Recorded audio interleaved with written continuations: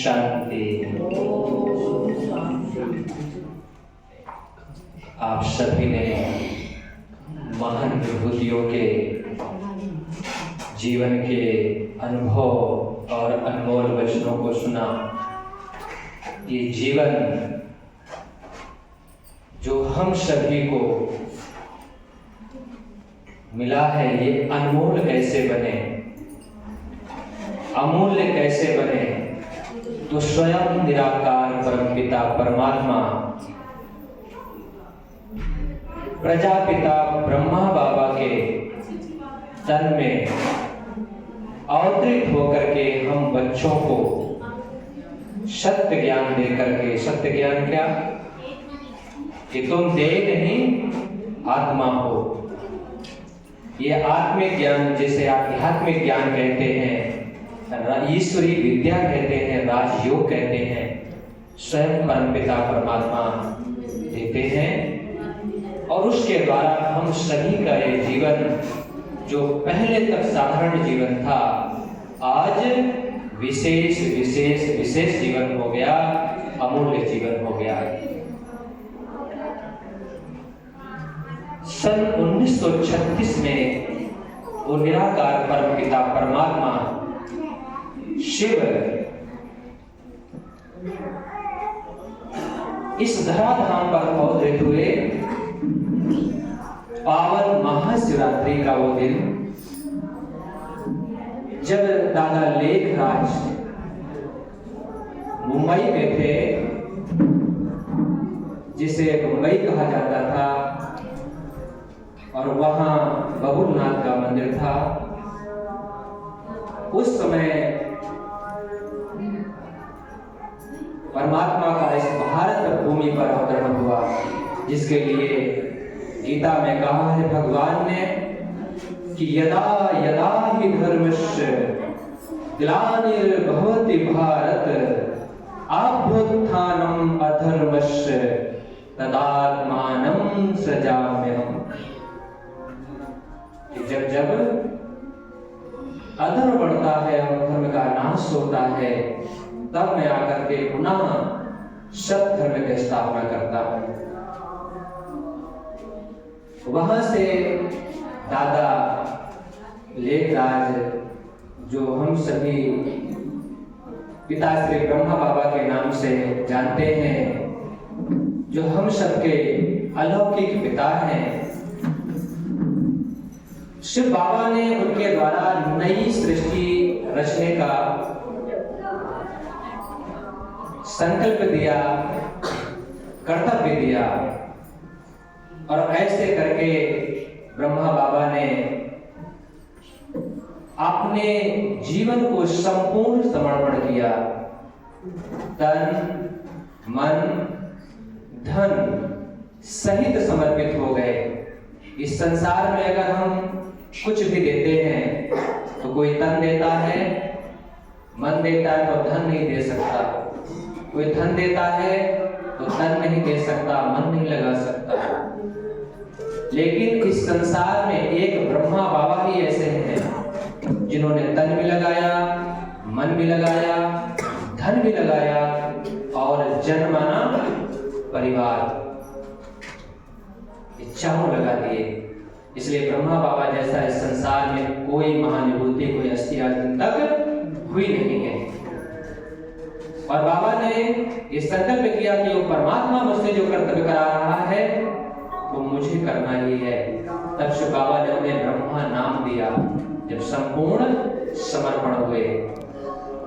और ऐसे करके सिंध हैदराबाद में ये सत्संग चलता रहा। वहां के बाद उस समय सन 1936 में ये हमारा देश अंग्रेजों का गुलाम था, अंग्रेजों का शासन काल चलता था। बाबा के पास 380 बच्चे हुए।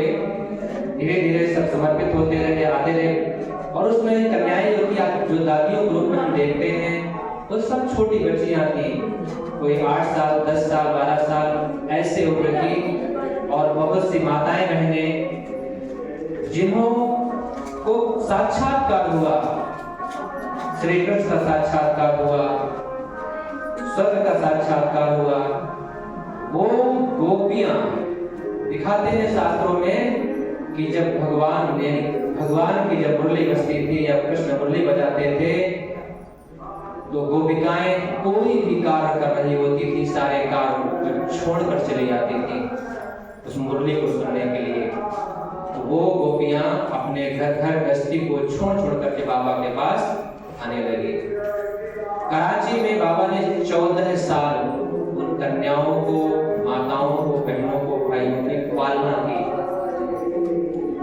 और वहां से यज्ञ जब बंटवारा हो जाता है तो बंटवारा के बाद ये वहां से भारत में आता है।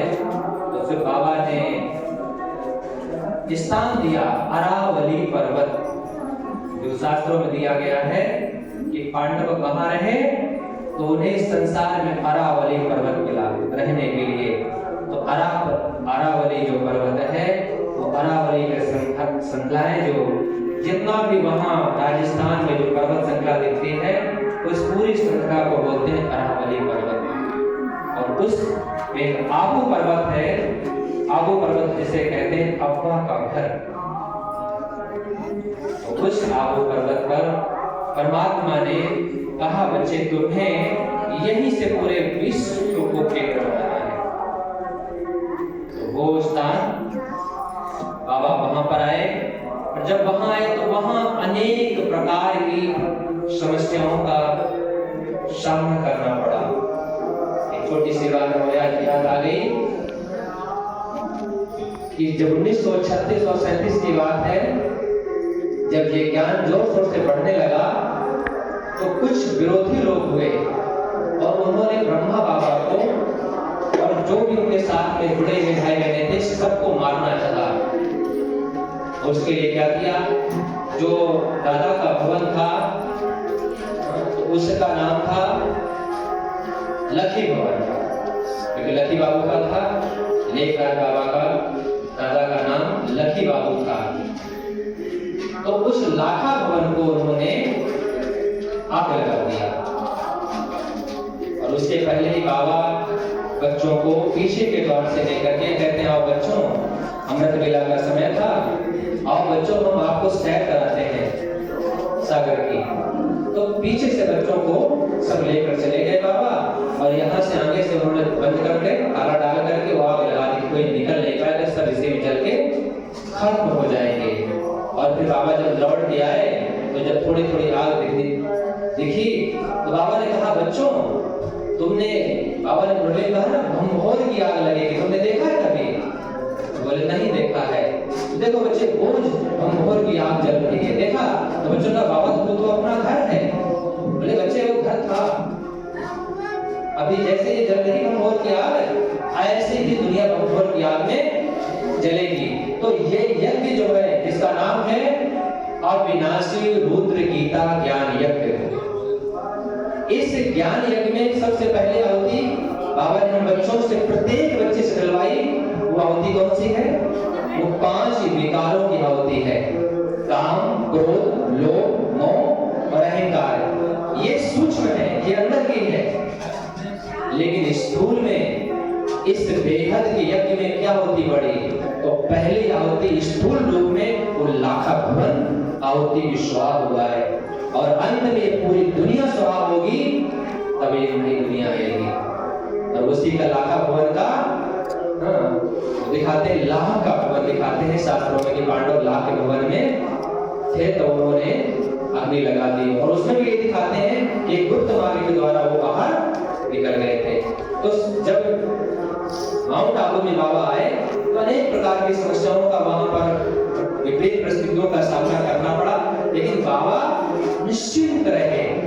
बाबा कहते हैं जो कर मैं करूंगा मुझे दे बच्चे करेंगे। बाबा ने हमेशा कहा एक बैठा मेरा बाबा, सो बाबा बैठा है ना, बाबा ने देखा फोटो में लिखा हुआ बच्चे तुम चिंता मत करो मैं बैठा हूं। तो एक समय आया जब बेगरी पार्ट चला, माना गरीबी का पार्ट चला, एक बार मुझे मिलता था 380 बच्चे हों 400 संख्या जो होती है बच्चों की, 400 की संख्या।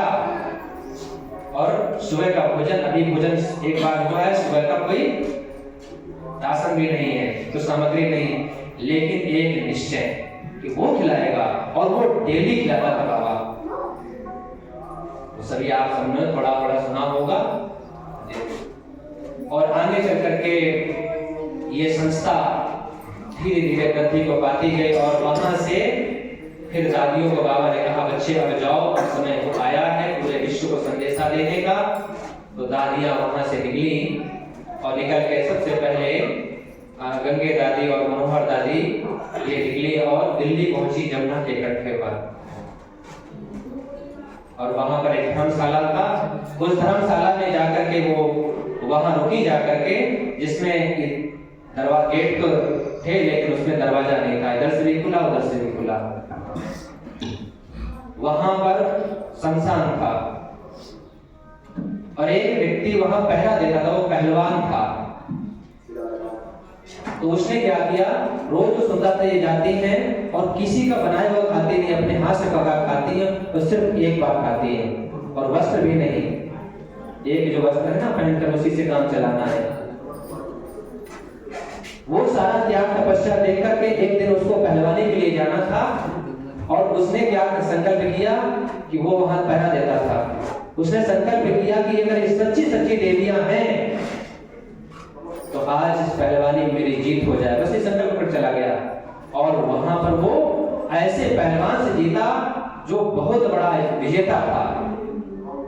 वो इतना बड़ा कोई योद्धा नहीं था, पहलवान था, लेकिन जब वो जीत गया तो आकर वो साष्टांग दंडवत करता है, कहता है तुम ही सच्ची देवियां हो, मैंने आज ये संकल्प किया था और मैं विजयी हो गया।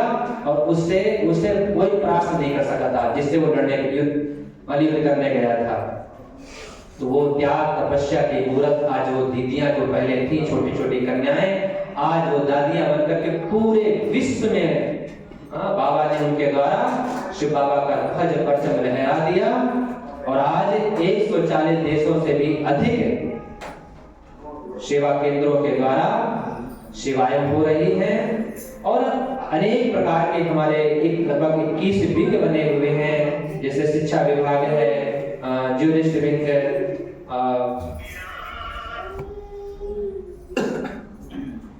21 विंग ऐसे करके बनाए गए हैं। और उन विंगों के माध्यम से हर क्षेत्र हर वर्ग में, जैसे मीडिया विंग है, सब में सेवाएं चल रही हैं। यानी समाज को हर एक दिशा के द्वारा कैसे हम सही मार्ग पर ले जाएं। संसार में लोग कहते हैं कर्म ही पूजा है। हम सभी जब भक्ति मार्ग पूजा करते हैं तो कुछ लोग ऐसे भी समाज में हैं जो पूजा भक्ति को नहीं मानते और कहते हैं कर्म ही